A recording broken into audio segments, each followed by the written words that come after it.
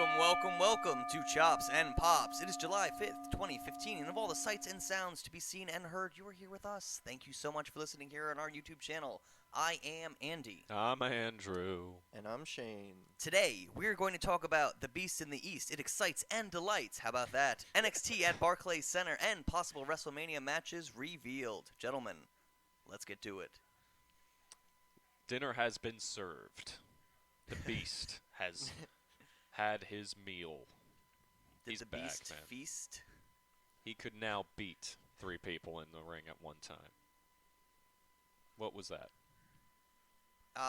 He's a monster. That first suplex was so beautiful. It was so goddamn beautiful. Yeah, I was highly intoxicated when I first saw it, and it still looked so fluid. It just doesn't feel like he's going to be safe in the ring anytime soon. Shane, what did you think about it? I was gonna say the one thing I was trying to do was I was actually just trying to find a type of food that rhymed with the word Kofi. I just couldn't think of anything. Yeah. Tofi or... Tofi. I was gonna say a bread of lofi. We could mispronounce his name and say it was coffee. Yeah. Coffee Kingston.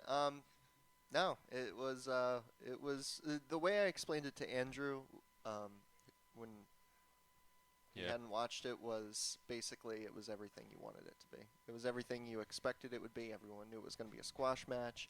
The only thing that was kind of left out in the open was or left up in the air really was how Kofi's offense would be handled. Mm-hmm. Whether he would get nothing at all, or whether he would get a little bit in, but it would still be a 3-minute match. No, Brock just brushed that off his shoulder. No sold Just everything. laughed it off. Yeah. Kicked him. Nothing. Come on. It's It's like Kofi. a weak wind. Yeah, he was not... He was taking it all. Taking it all right to his body. Didn't give a crap. It just proves it's like a preview of what you're gonna see him do to Seth Rollins, and then, you know, when Joey Mercury and Kane rush the ring, he's just gonna beat them up like Xavier Woods and Biggie. It's such a simple theme too that WWE is putting out there that we know that there's this unstoppable force out there, and we just want to see how they're gonna try and stop it. You cannot. Because we can't fathom some way in which, I mean, other than someone taking a gun to him, like. To quote Miley Cyrus, "We can't stop and we won't stop" is the motto for Brock Lesnar. I'm sure Brock listens to a lot of Miley Cyrus. You know, I've seen a lot of great Brock Lesnar things, and my favorite thing was, you know, the video I showed you about the guy performing WWE moves on his girlfriend? Yes. And how he made the sequel video? Into the pool. Yeah, and then in the sequel, Medusa was there with Paul Heyman, and then at the end, Brock Lesnar's like, "Hey, I heard you talk to me and call me out. You know, I saw your video. You know, I didn't see your video. But from me to you, go fuck yourself." And that's probably the scariest thing that has probably ever happened in that kid's life. I felt fear for him because Brock Lesnar might just show up at his house and F5 him onto the concrete. Yeah, the short list of people that I don't want coming to my house. Brock's up there in like the top 3. I kind of want him here. I just want him to be just here. But then I don't even think Watson's cuteness. For our listeners, Watson is Andy's adorable dog. he is quite. Look at him, so fluffy. 2 people you don't want to come visit your house: Brock Lesnar and Kevin Sullivan. So the rest of the Tokyo card. You know, it ended up being better than I thought it was gonna be. You know, I was a little upset that the main event wasn't Balor Owens, like I had originally thought it was supposed to be, but I guess it was run a lot like just a house show that they just happened to televise. Which and that's what it was originally. I hope they just start televising some house shows, because that would be really cool. Yeah. A lot of good stuff going on in house shows. But I agree, yeah, it didn't make sense to make that the main event. No. I think the network just opens up the possibilities of everything you're talking about with the house shows being televised. Just that idea that they have that sort of access now to where they don't have to rely on a television network. They don't have to rely on, you know, advertising and ratings and all that. Yeah. It's just we have the capabilities. They have their own road crew. It's just set up and whatever we feel is worth, you know, airing, we can now televise. Do you think in the foreseeable future, say the next 5 years, WWE will stop airing entirely on network TV and only be self-sufficient on its network? Do you think that it'll ever get to that point? Or do you think the pull of the advertisers is too strong for the WWE? I don't think they would have any sympathy for us as far as advertising goes, to where we could still be paying our $9.99, and they would just start adding commercials that we'd have to sit through. Yeah. Right. I think because I've considered that before, and I think the big thing is once the numbers equal each other, because the pay-per-views right now, I mean, only they really know how many people are watching when it's actually on. But they have last time I heard, it was 1.3 million subscribers. Wow. Their pay-per-views normally would be anywhere between like 100 to 300,000 viewers, where WrestleMania was an equal 1 million every single year. So as far as their pay-per-view audience, that's why they kind of own it now on the network, is that audience is still there. The problem with something like Monday Night Raw switching to the network is that there's a good 3-4 million people that could watch it on a good day. You know what I mean? Yeah. So the second they get that many people on the network is when they can kind of say, you don't need to be on television. And, and TV itself is kind of becoming a lost market. So I think they're just kind of, they took the step early, and business in general, even outside of wrestling, is evolving, and they're just evolving with it. I still remember when you told me about the network, like last February, and I was hesitant. I think a lot I of was people worried were. that it wasn't gonna live up to what it is, but they keep coming out with new stuff and they keep it interesting. Yeah. And though I hate the name of the show, Swerved is actually pretty funny. It was funnier than I thought it'd be. Yeah. I'm not gonna say it had me in tears. It wasn't like original Jackass funny, right, but like it for what it was, like that's pretty good. Yeah. and I had low expectations. Yeah. Like I kind of thought like they're a PG crowd now. Like if this is like a Nickelodeon prank show, come on. And I mean, it doesn't really get that risky, you know what I mean? But I don't know. It is. I think seeing Alex Riley electrocuted is pretty funny. Whoa! I loved the Dirty Grandma one most recently. That was nice. That one was really funny. What's fantastic about it is you understand there's a lack of communication between people like that who are just putting the show together for the network and the people who are hired to run the actual building in San Jose, and the woman who was helping run the table when she, I forgot who it was that she wanted to sign her breast, and one of the staff there was like, there are children here. Like, like even though she kind of worked for the WWE, Right. she completely wasn't in on it, but... So speaking about the WWE and the network, NXT coming to the Barclay Center in good old Brooklyn, right there on Atlantic Ave. Just a stone's throw away from us here in Jersey. So it's a 3-day run. First night is Saturday night, that NXT special. Next night will be SummerSlam, and then Monday night, which you can prove me wrong, listeners, if there's somebody who remembers something that I don't. I don't remember them ever running in the same arena the next night on Raw from where the pay-per-view was held, like 2 nights in a row. I want to maybe say they might have done it in Chicago at some point, but I don't have any memory of it. I'm just kind of making that up. The idea that they're running 3 nights in a row at a place as big as Barclay Center for 3 really big events.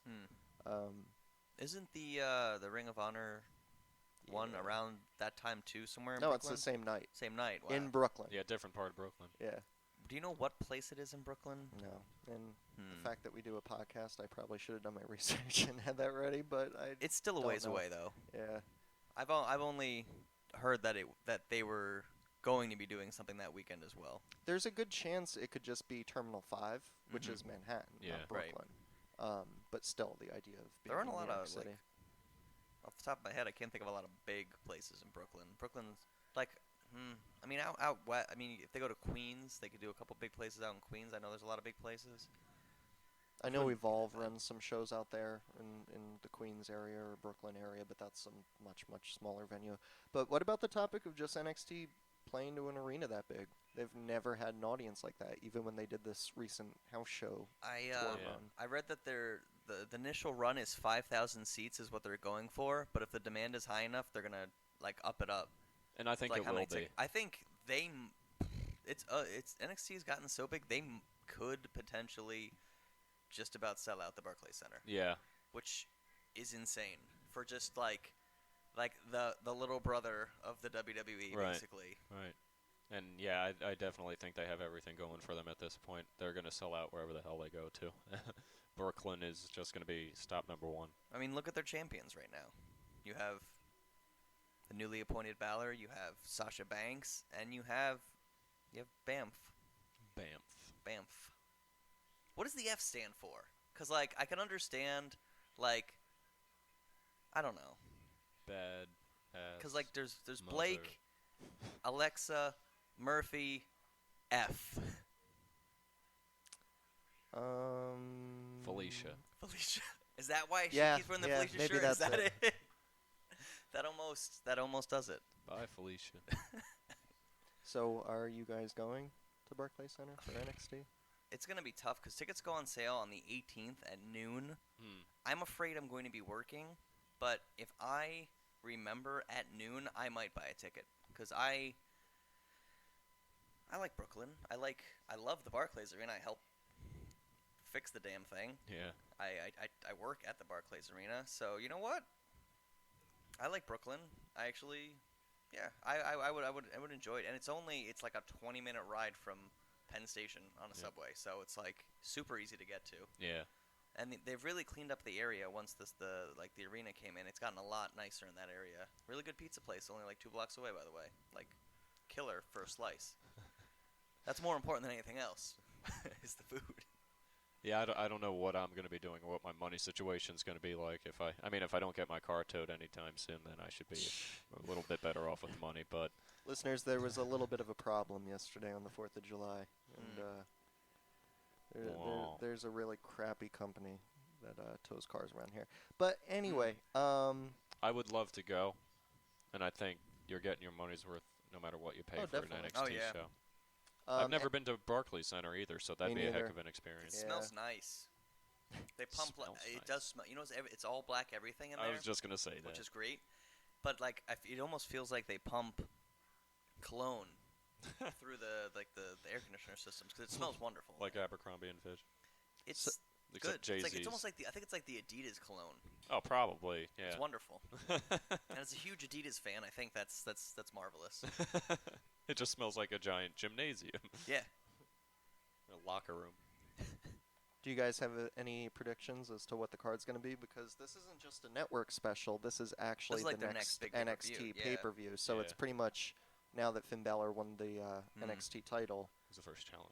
Yeah, who is going to be challenger number 1? Do we know? Deo Itami. Yeah, I was going to ask, do we know when he's going to be back in time? And that's who I would love to see, but I just don't think he's going to be recovered. I mean, they kind of built it up for that, but... You think they're going to give it to Joe? I think it's too... You know, here's the one thing that I thought of this past week of what kind of changes me thinking it would be Joe, is the idea of they want the fans behind Balor. Mm-hmm. So even though a Brooklyn audience would go crazy for Joe, I don't think they really want to do that whole face versus face thing with Yes. What if they do Joe versus Rhino? Do you think...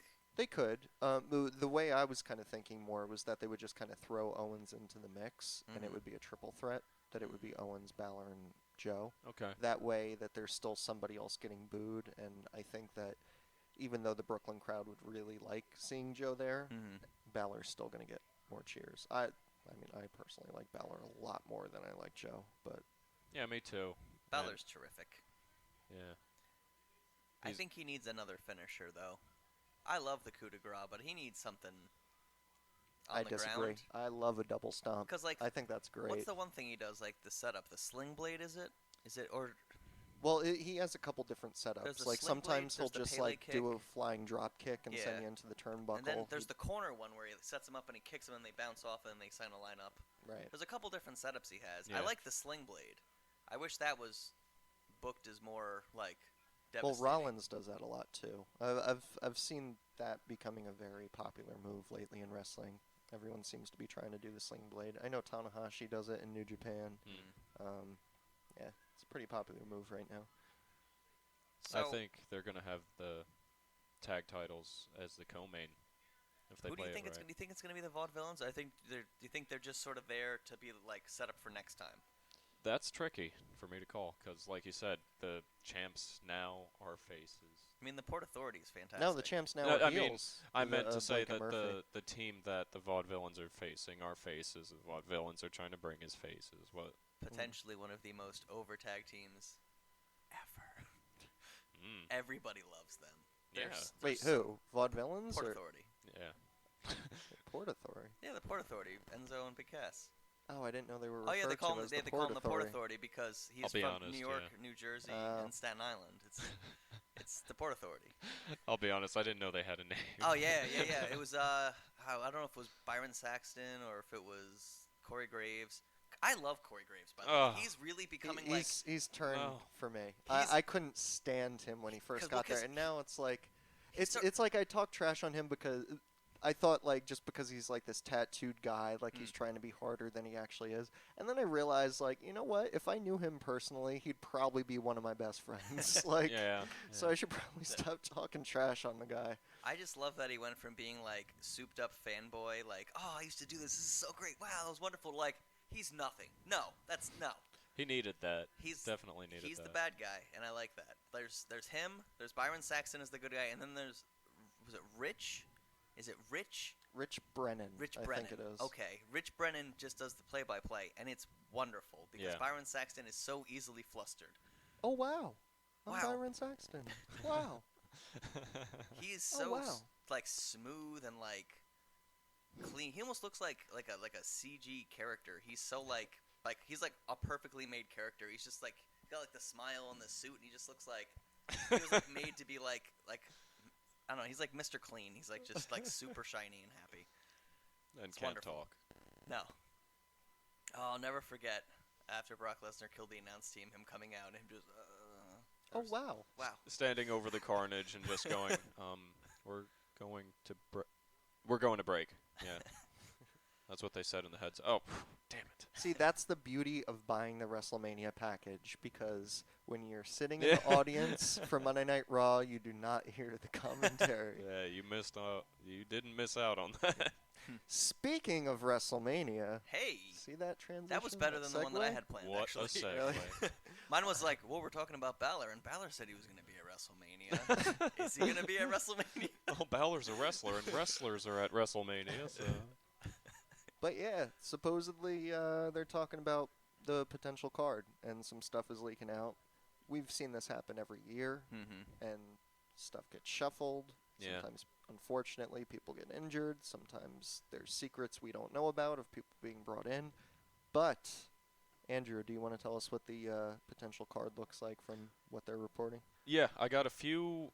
I mean, through research, I found a few confirmations that obviously John Cena's confirmed. He's going to have a match somewhere on there. I also read that Sting was confirmed, though. Oh, wait. Pump the brakes. The Cena match. What is being rumored? That I don't have. Oh, you don't have that? No, I didn't. I mean, I didn't read too much into it past when it was reported.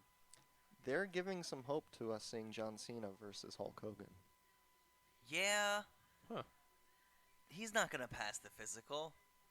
Hulk Hogan could, like, barely walk. I don't know. With enough money, you can pass I mean, anything. Sting was at 31. Yeah. I mean, I but, want it. But Sting can he can go still. Yeah, Maybe a that's... little Well, I slower, mean, but he can potentially, do though, it. you haven't seen Hogan in years. Last time you saw him was in 2011, and it was against Sting, actually, in Yeah. TNA. Yeah. And I'm not going to say it was a 5-star classic, but it was better than what you thought it would be. I mean, one of the problems, though, is that he kind of relied on bleeding. Like, adding the color to the match kind of made it more intense and everything. You can't do that in WWE. Right. Definitely not. But what else besides Cena? Sting, confirmed. But also, in what facet, I have no idea. I mean, he may not even be in a match, and they're not saying that the Undertaker Dream match is even... From what I hear, Vince is not really hot on that. Yeah, that's, he's really that's not. the new thing coming out is that don't get your hopes up about Sting Taker, even if we're still going to see Sting. Yeah. Any idea who you think would actually be worthy of a WrestleMania spot against Sting? Because you know he's going to be face. So basically, the top heels in WWE of who would be a great Sting match. Who comes to mind? Fight Owens fight. Oh, that's way too brutal. Sting would not survive. I Yeah. think of Seth Rollins. I think Dean Ambrose. No, he's a face. Yeah, he's Oh no. That he would turn. No. No. It's not. It's On not. It's not a Sting? turn. It's Dean Ambrose is this lunatic fringe that keeps trying to fight back against this authority, and he just keeps getting beaten down because of the numbers game. And then Sting comes to help him, but he's not happy with the help. He thinks he can do it himself because maybe he's been burned by Roman, maybe he's been burned by Seth Rollins at this point, and he's like all on the. He's like really on the fringe this time. He's like really out there, and then like Sting goes to help him.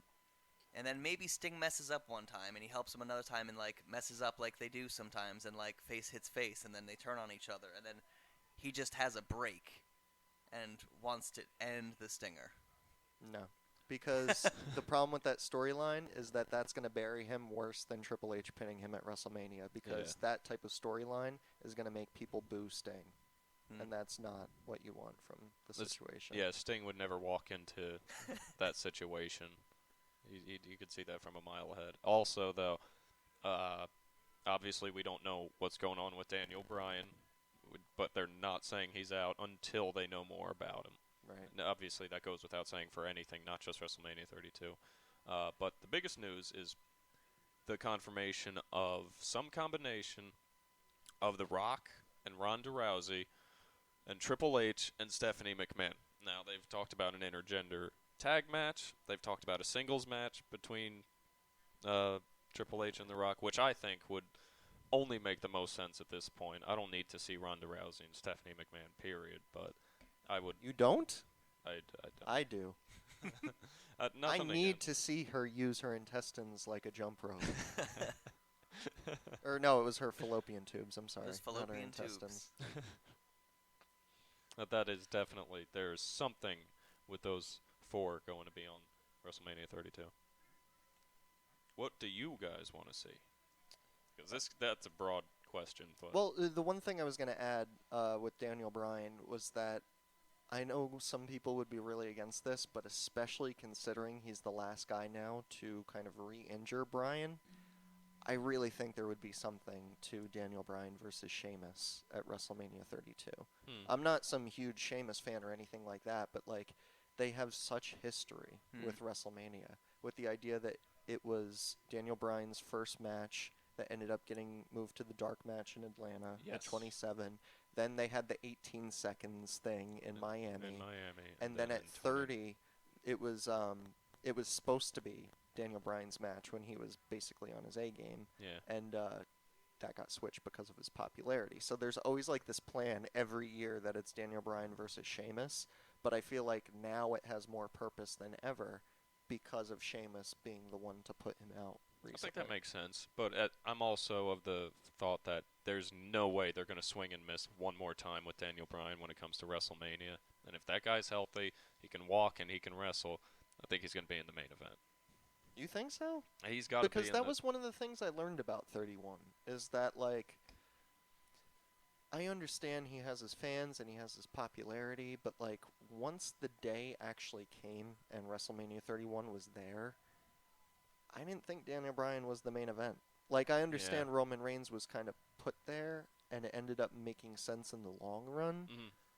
But I didn't think to myself, like, at 30, you knew Daniel Bryan was supposed to be in the main event. And you had 80,000 people that were going to riot if, like, he wasn't given what he was supposed to get. At 31, it was just like, oh, yeah, we love the yes chant thing. It wasn't like, this show has to shut down if Daniel Bryan isn't dominating. It was like that for 30. That's very true. It wasn't really like that for 31. Yeah, plus we're also being kind of weaned off of him. Not... Yeah. You know, and there's so many people. Like they're really gonna bring about a half a dozen legends back. You already got the guys at the top like Seth Rollins and Dean Ambrose. Throw in a John Cena, Triple H having a match, Kevin Owens getting up there, and it just, by the numbers ends up bringing them down farther and farther. It's all part of their plan and it's working. Yeah. So that's what I have with WrestleMania 32. It is the 4th of July weekend, though. It is the 4th of July weekend. I love this country. And I kind of do. I kind of love it? I kind of love this country. this week, we celebrated freedom. Since 1776, we have been living in a world that we perceive as free. The red, white, and blue has been a symbol of freedom in the world as we know it. But frankly, we are not free. We require permits to celebrate our freedom. We give tickets to those that are without crime. As my favorite author and leader of the freak movement once said, and that, I think, was the handle, that sense of inevitable victory over the forces of old and evil. Not in any mean or military sense, we didn't need that. Our energy would simply prevail. There was no point in fighting on our side or theirs. We had all the momentum. We were riding the crest of a high and beautiful wave. So now, less than 5 years later, you can go up on a steep hill in Las Vegas and look west. And with the right kind of eyes, you can almost see the high water mark, that place where the wave finally broke and rolled back. Keep your eyes open, America. These are strange, strange times. Yes, we can. Yes. Oh, sorry. That music actually like crescendoed just perfectly with the speech. I wish I could say I planned that. I just kind of start reading. Like how right you are. But yeah, I feel like Hunter S. Thompson's words, God rest his soul, resonate a lot lately. Things are not as great as we seem. I mean, we have a lot of people running for the office right now. I mean, Chris Christie has actually officially thrown his hat in, and nobody's happy about that. Hillary Clinton is running, and she's backed by big banks. So you can't trust a word that she says. The guy that we should be caring about, Bernie Sanders, who has stuck to his guns over voting for the most part, nobody cares about. They're not talking about him on.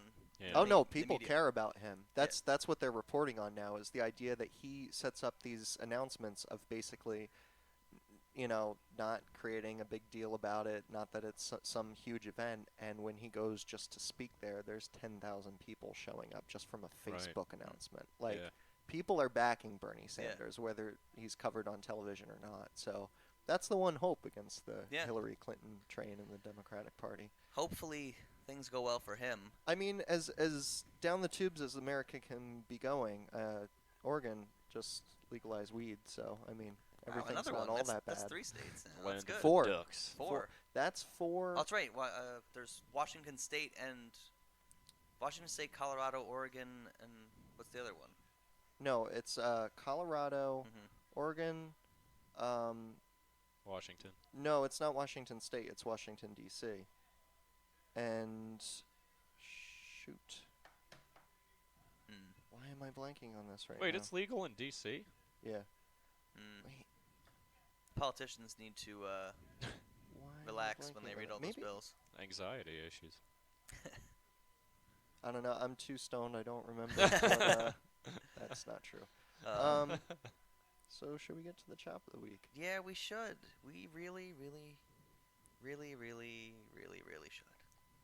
Let's lay some chops. So many reallys. Of course it's not going to play because whatever. Technical difficulties. It's going to play like the moment I start to say something. Chop, chop, chop, chop, chop, chop, chop, chop. Whatever. You guys aren't joining in. Chop, chop, chop, chop, chop. All right, chop. That's it. So, there's normally a sound there. Chop of the week. Listen, I love the Beast in the East. The Divas match, not bad by what we Divas normally standards? see. Yeah, on Divas standards. However, Tamina Snuka not taking advantage of the moment. She gets to the top rope, and instead of, doing like the surfer thing like her dad used to do, just kind of, just like flings her hand, and then, She might have lost her balance. It was a waste. So your chop of the week is going to Tamina Snuka? Yeah, it's the waste of them. It's, it was just, she doesn't get a whole lot of time. And I think that was, I know Triple H always talks about maximizing your time and like how that's what you're supposed to do to succeed is, you may not be given a lot, but what you're given, maximize it. And I feel like she didn't take advantage of the moment there. That could have been something. That's at least with the crowd over in Japan, they could have, something would have happened. So, I'm sorry, Tamina. It was a weak week for my chops, but I'm going to give it to the ROH announce crew. I want your jobs, fellas, because I could do it better than you. This past week, they subjected to telling me stories about mentioning Polaroid cameras during the main event. The Polaroid freak. Pay attention to the match. Oh yeah, I know what you're talking about. Kevin Kelly and Steve Corino were talking about that there was just like flashes going on. Wasn't it during Adam Cole and AJ Styles? Yes. That there were flashes, and they were like, "Who still has a Polaroid camera?" Really?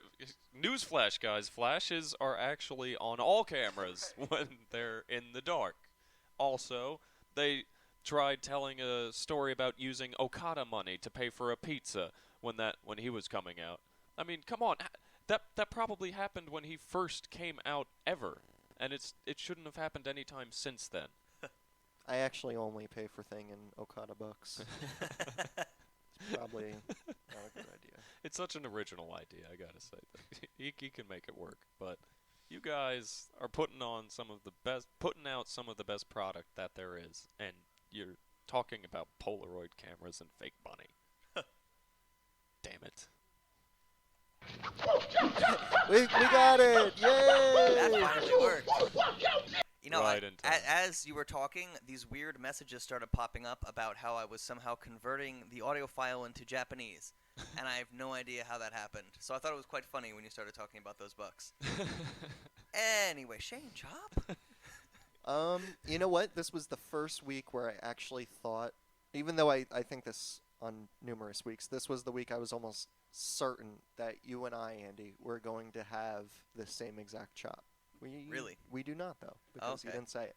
My chop of the week is going to the fact that they put on that tag team match last at Beast in the East. Agreed. That was my dad's chop of the week. Your dad was pretty mad about that. For me, it's just the idea. You know what? A lot of people were upset about it. I'm one of them. But the one thing that's different with me and some of those critics is that I'm not necessarily mad at the match. I don't think it was a bad match. I've seen many worse tag team matches. I understand going into it that since it was originally a house show and the way that these sort of things get booked, that it didn't have to have a storyline. It wasn't going to have a storyline. And whenever you get the chance to actually go to a house show, sometimes that's what you get, is you just get some of the top guys paired up and it's a tag match. It's actually kind of very Japanese in a lot of ways.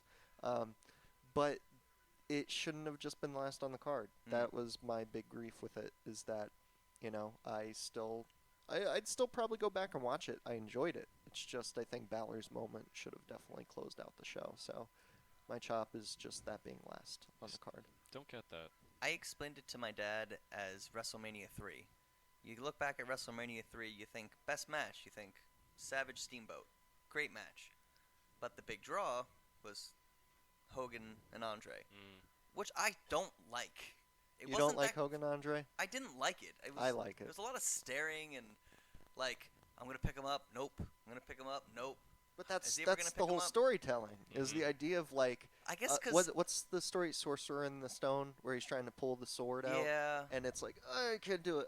And then all of a sudden he does it. That's the whole point to the storytelling.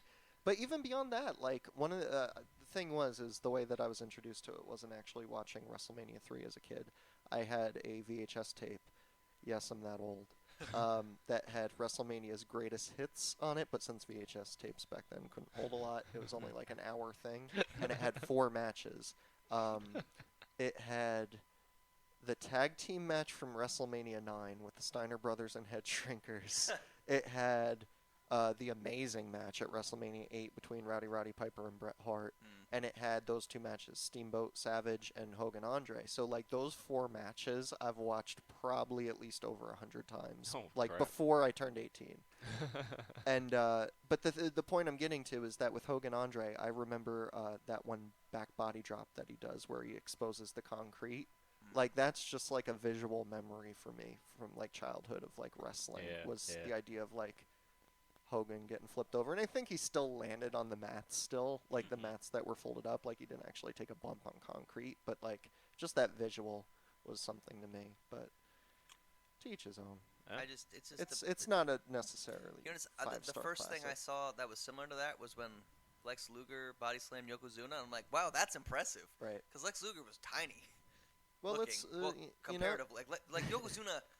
I was going to say, if you could body slam Andre, I would be highly impressed. It's just, as a kid, to me, Yokozuna seemed bigger. Right. Because I mean, Hulk Hogan's a big guy. It's just Lex Luger, I don't know, it just looked very impressive. And I always thought that was like, well, that was a bigger deal. And I'm like, that just happened on a boat. The USS thing or whatever it was. Yeah, it's just like a. I kind of liked Luger Yoko, like that SummerSlam match. I know it's kind of like crapped on as being like the one time they failed in trying to like push a babyface after Hogan. And I'm not saying Lex Luger was one of the best. I'm the just Lex saying, like, Express. I don't know. I'm weird. I kind of like that match too. So that was a lot of bad. Maybe some good. Oh boy, it worked. Loud and louder. Happy every week. days. Oh, your I feel like we should just change it to like the yes chant. Like, You know, I have that. just so it's not as loud. Well, they We'll- don't we'll- know we'll it's do that. loud. Yeah. Talk about that more often. All they hear is like, shh. What, you mean the listeners? Yeah, it's not. Oh, as hell loud. no. It's not I've as gone loud. back. It is just as bad. It is just as loud as we're hearing it now. All right, but Pop of the Week. Pops. So I really loved Balor and Owens at Beast in the East. It was a little rough in the beginning, but once they clicked in, it was just amazing. Like everything. Like Owens is so good at just like messing with the crowd, and like, God, Balor can just do so much, and Owens can do so much, and they can just do so much together. And a lot of people are saying it's a contender for Match of the Year, and it's just good. It's really good, and it's only $9.99 in the network, and you can just watch it. No, it's free. It's free. Well, It's free right now for new subscribers. man, Plug. it's been like free for like 5 months straight now. I feel like I missed the boat when I should have signed. I should have signed up now and gotten a month free. Also, I'd like to give an honorable mention to during the show they cut to people walking in, and there was the Asian John Cena, the Asian Daniel Bryan, and the Asian Rock, and they looked like the 3 guys I wanted to hang out with in Japan. I'm sure they were all kinds of drunk. The Daniel Bryan guy was amazing. The Rock one was the best, He just- man. The stare and like the hand motion, Yeah. it was, with the sunglasses on, it could have been The Rock. He had the It could skin have been color. The Rock. Is that racist? No. Let's give a shout out to our Japanese listeners. Right? Yeah. We don't really. We have many. we have listeners more so in like Canada. You Mm. know who's getting up there for us? Who listens to us a lot? Mm. Nepal. Nepal. Hey, Hey, Nepal listener. Don't know who you are. Nepal. What up? But keep coming back for more. Yeah. So are they Nepalian? Is that what they're called? Nepalese? Nepalese? Is that like a Zeppeli? Send us an email and tell Let us us know. what Chops our and Pops dumbasses podcast don't at know. Gmail. Let us know What what are you prefer people? to be referred to. Because I know our friends up north, the Canadians, who actually, they celebrated Canada Day on July 1st. Hey. I love Canada. They're wonderful. Their money smells like maple syrup. I have had their money in my car for almost a year, and it You know still what, smells like maple syrup. I was gonna say just to clarify, that wasn't like some sort of like stereotypical thing of like you guys have no, really. It does. Their money actually smells like maple syrup, and Andy's not lying. He still is hung on to some of the currency from our last trip there. Wow. It legitimately smells like maple syrup. Canadian listeners, What are you Email us. doing to your money? let us know if that's like on purpose or if it's just because there are so many delicious maple treats up in your land that everything just That sort of like gets everyone has exposed. mapley hands Yeah. when they're like. So maybe it's just like exposure, like kind of how like the American money has cocaine in it. Let us know. Yeah, that's true. Our money smells like cocaine, and Mm. yours smells like maple syrup. Who wins? It's you decide. Maple syrup wins. Andrew. My pop. Oh, let me catch my breath here real quick. My pop of the week is the theme of disrespect that went on through the wrestling industry this week. There were some beautiful things that went on, and I'm sure you guys caught most of them. I'm going to point some out. The use of the middle finger. And the first, and I'm just going to get to this one first, was the Cesaro versus John Cena match, where it was blacked out for a few seconds on television because Cesaro totally gave the double bird to John Cena. Like, right to his face, and a total complete show of disrespect. And, I mean, whether or not it's been proven since then that it really, in fact, was his ring fingers, not his middle fingers. On to the next example. On ROH, it happened twice. Wait, flipping people off? Yes. I don't Flipping the remember. bird. What was it? The audience got flipped off twice. Oh, that's right. They were blurring out like the entire one section of the audience. That's right. The Christopher Daniels, man. What is this guy's issue? Why doesn't he like anything? Like, why doesn't he like anything nice? He flips off the fans, and then again during the main event, Adam Cole goes towards the fans. What did they do to you, man? Past that, there's a few other things. Kevin Owens during the Tokyo show screamed, "I hate this stupid country and everyone in it." Beautifully done, by the way. He's wonderful. He's a treasure. That was awesome. And the icing on the cake was on NXT, Bull Dempsey versus the vending machine. The vending machine great. stood no chance, man. And I believe William Regal even used his middle finger to swipe the sides of Bull Dempsey's mouth to taste the chocolate. Make sure it was chocolate, not something else. Poor Bull Dempsey. Gross. What else could it have possibly been, William Regal? How disrespectful. Well done. Well done, wrestling industry. You did it. Poor Bull Dempsey. That poor guy. He likes Doritos. I'm okay with that. I love Doritos. It's always like a snack-sized bag, too. It's never like a normal... You think a man of his stature would know that there are bigger bags of Doritos out there. I can finish off like an actual big bag of Doritos by myself. He could kill a family size, no problem. Actually, speaking of which, I just got a bag of, I didn't even know they had this, but the roulette Yeah. Oh, ones, yeah. where it's like the super spicy Did you get the hot spicy one? Well, no, it's a mixture. It's Like- everything Well, no, in one bag. have you encountered a spicy one yet? Oh yeah, no, they're all throughout the bag. Like, Was there's, it like as hot as they say? it's pretty up there. Is it spicier than like the? It was actually the first chip I pulled out of the bag, sucks. and like I had opened the bag, and I didn't have a drink with me yet, Mhm. and I knew Oh, like, no. okay, when I have one, it's gonna get spicy, so let me go get a drink of water. And I took the first chip, like with already having the intentions to get the water, and I was like, Mhm. oh crap, I need to get water quick. This is going to end bad. I wonder how it compares to. Remember when they released the 3 different levels of heat?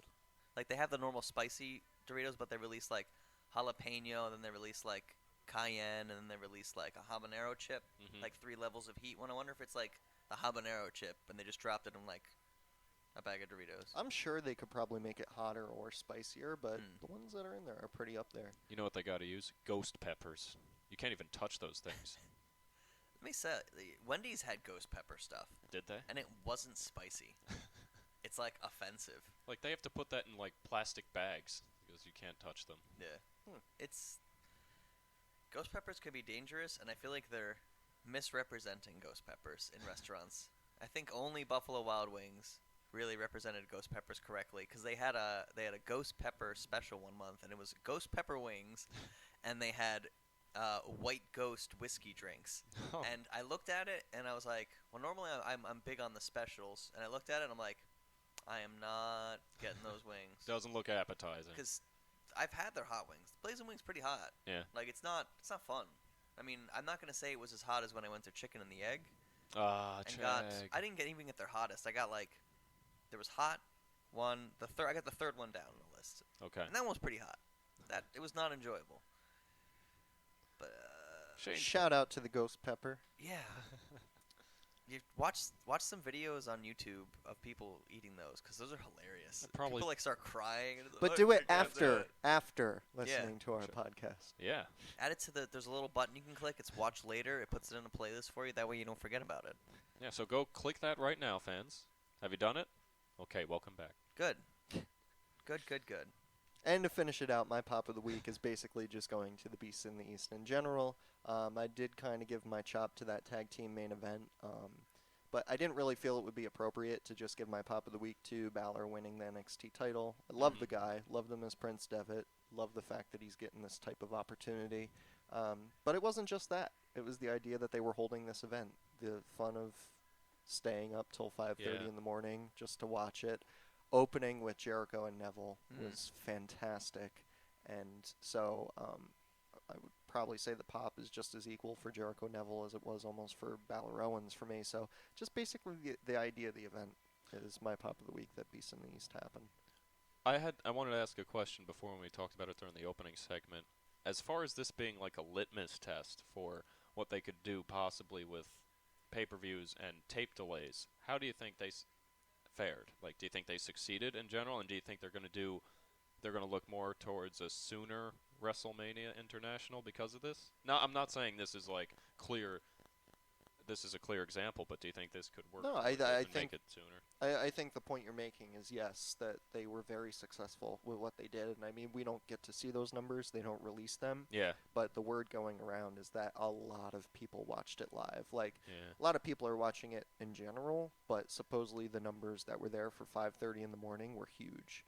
So I mean, they don't really lose anything from it. Once they have your money with 1.3 million subscribers, they can hold a WrestleMania anywhere they want in the world. Yeah. And they have those buys already. So if you decide to watch it on replay later, okay, whatever, it doesn't matter to them. But I think it's encouraging to them knowing that people will stay up till 5:30 in the morning to watch Beast in the East, because I can't really do the numbers in my head right now, but I want to say if it was in London, it would probably start at like 2 a.m., so that's not as bad as 5, 6 a.m., you know what I mean? Yeah. So, but yeah, I mean, they lose nothing from that, and yes, I do think that the network is kind of the kickstart to them holding WrestleManias internationally, and it's really just kind of up in the air of how soon that will be, really. Right. So, that about does it for us here. So, let's call on the ref. Let's get him with that. But wait, there's more! Got you. Kicking out at 2. So good. I'm benching 500. I'm John Cena. You can't see me. Bada boom. Strongest bang. man in the room. Bada boom. Strongest man in the room. Well, speaking of referees with that 2 count, part of my false finish has to do with a referee. Okay. It was almost my pop of the week. It Wow. has to do with, and also speaking of Japanese pay-per-views that were on early in the morning. This morning at 3 o'clock in the morning, New Japan held their big pay-per-view, Dominion, which is one of the bigger events of the year besides Wrestle Kingdom and the G1 Climax and all that. It was a great pay-per-view. There were some standouts. But the thing that I was going to say about the referee is that a referee told the Bullet Club to suck it. And it was great because the Bullet Club started interfering in the Styles Okada match, and the referee caught it. No. And he went down the ramp to start throwing the Bullet Club out of the building. And after he did it to wave them out, he gave them a chop and a suck it. Very And nice. it was beautiful. But other matches on that card that are definitely worth checking out. Yeah. Shibata, Yes, who you were I was telling trying me. to educate you on last night. Shibata had a match with Sakuraba, and it was great because it was the type of match where there just were no holes. Like, what I mean by that is that, like, everything they did looked legit. Like, you know how when you watch a wrestling match, and no matter how good it is, they put somebody in a rest hold and they're holding their arm? Yeah. You always think to yourself, like, well, he has the other arm free. Like, why doesn't he just, like, punch him? Or why doesn't he use his leg to kick him? But he, like, sells the hold. And no, like, every single motion like that was caught. Not to the point where I would say it was like an MMA fight, because it wasn't like stiff. There were a lot of sleeper holds and stuff like that, but Yeah. that's what I mean, Yeah. is that, like, there was this one spot in particular where Sakuraba was cradled on top of Shibata. Like, Shibata was bent over and he was cradling on top of him with Sakuraba's legs, like his feet wrapped around the thighs of Intertwined. Shibata. Yeah. So he had his legs like that. He put like an arm bar on him, and Shibata starts trying to use his other arm to grab the ropes, and he wraps around that arm. So he literally has every limb the man has, and Shibata has to walk all the way to the ropes with Sakuraba on his back, and he uses his mouth to bite the rope in order to break the hold. Like, that's just a taste of, like, what the match was like, and it was very good. The only other matches, though, that I think are worth checking out, which all around was pretty good. The tag match at the beginning, the opener, was great. But Omega versus Kushida for the junior heavyweight title was really good. It was a little longer than I anticipated, but it was good. And Nakamura's match against Goto for the Intercontinental title is worth checking out. But overall, I think it's something to watch, and Dominion was very good. definitely be checking into that. And the only other thing for False Finish kind of coincides with each other because Ethan Carter III won the world title finally after his undefeated streak. And simultaneously, Dave Meltzer decides to not recognize the TNA world title as an actual world championship anymore.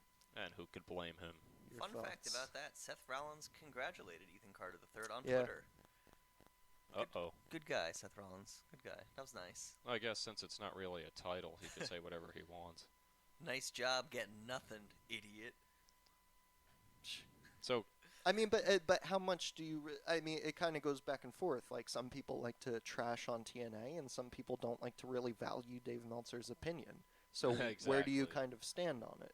Do you think to yourself like, man, TNA doesn't mean much anymore. I don't see it as a world championship either, or is it just a Meltzer thing and he's just kind of discrediting it because of the problems they're having? you know, I'm going to say that no matter how bad they're doing, I still consider them to be a brand, and that is the most prized possession in that brand. So Right. it's still worth something. You can't say it's not. Whether or not you're more a fan of one brand than another, then obviously, yeah, to you it's going to mean less. I'm not saying I'm one of those hipster Dave Meltzer haters, but like I do agree with the premise that it actually does mean something. I'm happy for EC3.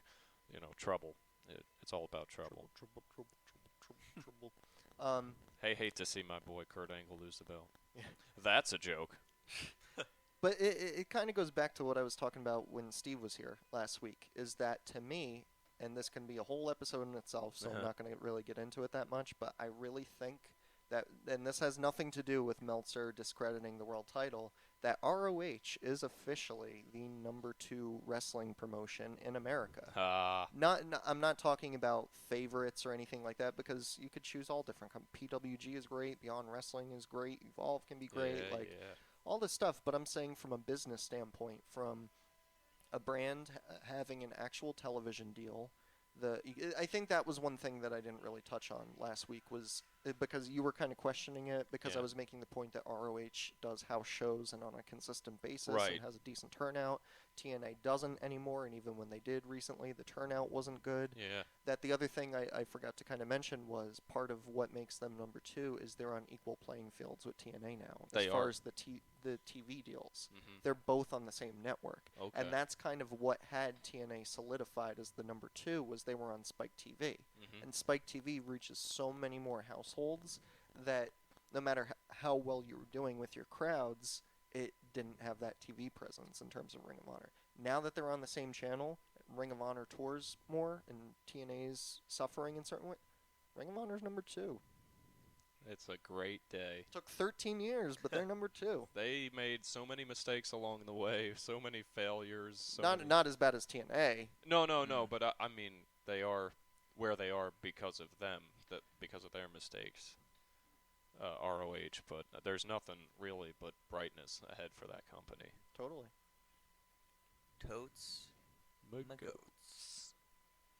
That's what it does. Can I say something real quick? Shane, did you realize that your paper says choops and poops? Oh, yeah, I did that on purpose. It's been bothering me. Earlier in the Do you think I'm that illiterate that I really thought, like... earlier in the life of Chops Is and that Pops, how you sell when we would chops? refer to ourselves, I didn't know. we were doing test runs, we would be like, welcome to Chorps and Perps, Choops and Poops. I see poops written down, and I was like, he's such a funny guy. Oh, not really. Anything else for False Finish, or? No. Do you guys have anything? Otherwise, I'm all good. Well, I mentioned it before the show. I'm going to give him a quick shout-out because it's going to be the rivalry that takes over the world. It's Emma versus Lana. I'm not Emma. Summer Rae. Summer Rae. I'm See, thinking Rusev of Emma got versus... Summer Rae's name wrong on SmackDown, too. He called Summer Rae Lana. He did. On accident. He did. So the fact that you just forgot Summer Rae's name, you're breaking my heart. Well, there's only That's my girl. so much room for the blonde wrestlers in Well, Andrew's heart. Not just wrestlers, but Renee Young is quickly stealing my heart and might be beating that race on Summer Rae. I don't know. Well, Dean Ambrose may have something to say about that. How do you feel about that feud, though? No, Lana and Summer Rae. don't care. at all. Is it going to be what gets Dolph to quit the WWE? It might be, because he's like, I remember, what was the one interview? He was like, yeah, I've been on a roll lately. Have you? You won at Survivor Series. You won the match against Sheamus, but you still kissed his ass. You didn't win the Intercontinental title. You haven't really progressed any further. You just keep losing. And you know what? I'm not going to say the storyline's anything great, as much as I like seeing Summer Rae on TV more often. Yeah. Taking the storyline out of the equation, just from a wrestling standpoint, I'm kind of really looking forward to seeing Dolph Ziggler fight Rusev. Yeah. Just something about their styles that I think there's going to be kind of good chemistry. But if they incorporate the storyline too much, then it could all just be. What has me the most interested is that, between the women at least, Lana and Summer Rae, it doesn't seem like another Divas match. It's a cat fight. Oh, yeah. They Yeah, went it's full-blown cat cat fight on Raw. And that's what makes me love it so much. And that's why you need Joey Styles back on the commentary team. Yes. Just one of the many reasons. Yeah, we could go on for that. But that will do it, actually. for Rizio, I'm not going to pull the rug out from under you. I'm not going to play peekaboo with the audio board. That's it. Peekaboo? Peekaboo? Peekaboo, peekaboo. What do you mean by that? Like, oh, we're gone. Peekaboo. we're Oh, back. gotcha.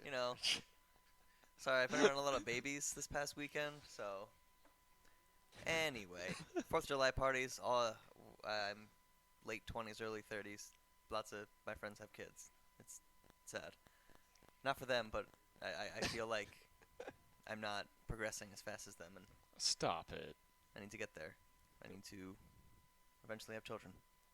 There's people like half This your is age getting that deep have kids. for the closing It of the is. show. It is. So I'm going to leave you with a deep philosophical thought here, folks. Are you Choops and living your poops. life to the fullest? Choops and poops. Are you? I thought it was going to be Choops and Poops. And I'm Andy. You can check me out on Twitter. I say stupid things about video games and wrestling and stuff on Twitter at YDNAGIACCONE. Or you could, email me something at chopsandpopspodcast@gmail.com, because that's how you can reach us here. You hear that, fans in Nepal? You hear that? You Nepalese. Oof. Nepalese. It's got to You be. kiss your mother with that mouth? No, I'm not going to say it. But my name's Andrew, and I'm in the middle of, or at the very end of what has been a very eventful and very long weekend. I'm going to go to sleep for the next 16 hours. You can reach us using the Gmail. Shane, take it. And I'm Shane. And in the words of two wise men, suck it!